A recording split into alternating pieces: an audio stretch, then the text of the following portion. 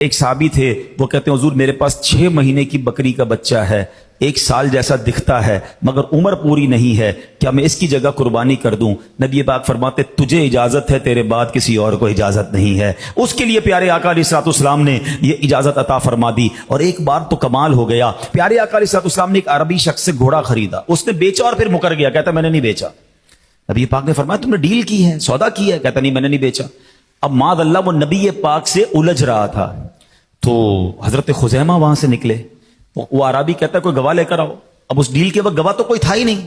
حضرت خزیمہ گزرے، کا کیا ہوا؟ کہ تمہارے نبی کہتے ہیں گھوڑا خریدا ہے، میں کہتا ہوں نہیں خریدا، کوئی گواہ نہیں ہے بیچ میں۔ کہتا میں گواہی دیتا ہوں، آپ نے بیچا ہے، یہ سچ کہہ رہے ہیں۔ تو نبی پاک کی دیکھیں، یہ پیارے آقا علیہ الصلوۃ والسلام کی کمال کی سچائی اور خوبصورتی اور انصاف کے تقاضے۔ فرمایا خزیمہ تم تو تھے نہیں، تم کیسے گواہی دے سکتے ہو؟ حالانکہ آپ کے حق میں گواہی دی ہے۔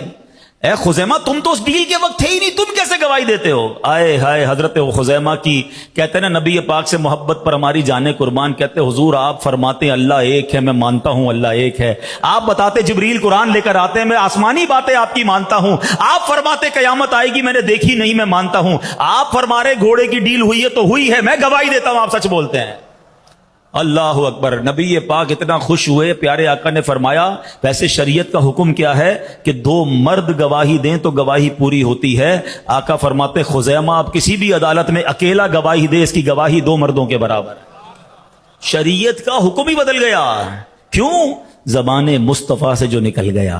سمجھو میرے نبی کا مقام کیا ہے۔ اب آؤ، یہ تو اتنی مثالیں ہیں، میرے پاس بیان کا وقت مختصر ہے، ورنہ میں صرف احکام تشریعیہ جو اتھارٹی شریعت میں ہے اگر اس پر بیان کرنا چاہوں تو کتنی حدیثیں موجود ہیں۔ ایک بات کہتا حضور میں اسلام تو قبول کروں گا مگر صرف 2 نمازیں پڑھوں گا، میں 5 نمازیں نہیں پڑھ سکتا، 2 نمازیں پڑھوں گا۔ پیارے آقا نے فرمایا ٹھیک ہے، اس نے اسلام قبول کر لیا۔ یہ کون کر سکتا ہے؟ یعنی شریعت کا حکم قرآن کی نص سے نماز ثابت ہے، مگر اللہ کریم نے اپنے حبیب کو وہ اتھارٹی دی ہے، وہ اختیار دیا ہے، مقام مصطفیٰ سمجھو۔